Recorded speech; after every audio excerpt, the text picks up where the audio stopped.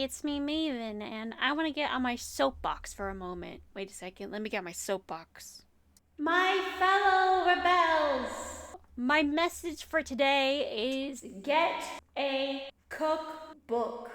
Why am I saying get a cookbook? Well, you see, I enjoy cooking, mostly out of necessity since I live in a very rural area because, good restaurants are kind of a bit of a drive for me. So I've learned how to cook. However, in the past, decade or so, on the rare trip I could go to a, proper bookstore, which is, about 70 miles away from me.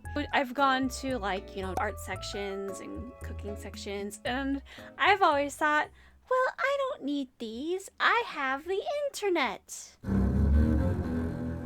It's not a great idea. And why is it not a great idea? Well, have you had this experience? You want to bake cookies or something, and so you go look up online a cookie recipe, and since it's spontaneous, you're not on your computer, you pull it out on your phone, and so you end up scrolling and scrolling, having to go through ads, trying to get to the very bottom where it finally says the ingredients, but sometimes they do gotchas on you, and you actually have to scroll back up because they say what the ingredients were, or they just mishandle it because they know what you want, but they gotta get through the ads. But if you can't get a cookbook, well, there are several solutions.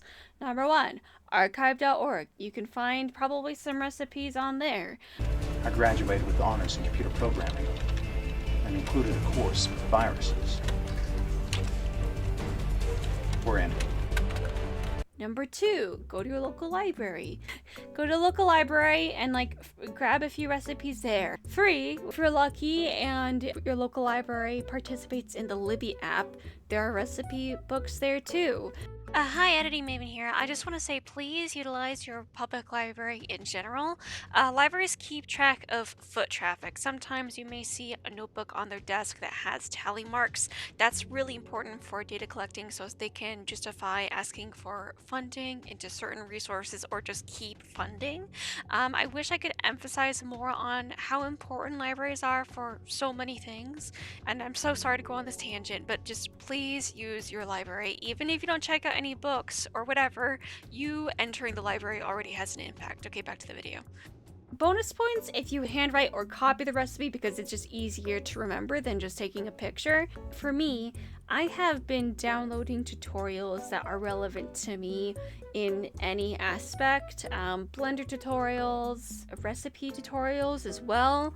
It's good practice. It's good practice because it's December right now, and I'm sure many people have families that they're going to be cooking with. Just have the recipe on hand. Oh, bonus points. Sometimes when you purchase an item that is a certain ingredient for your recipe, sometimes the recipe of what you want to make is on the box. I think of, for me, stuffed shells. I use shells for stuffed shell lasagna. That gives me, the time where I do the, how long to put something in the oven and what temperature and whatnot. There are many avenues and ways you can have information without having what the scene of Blade Runner on your face. But yes, that was my soapbox announcement. Get a cookbook. Get a cookbook, or just find a way to nip a recipe or something. Anyway, I will see you all later. Take care. We're in.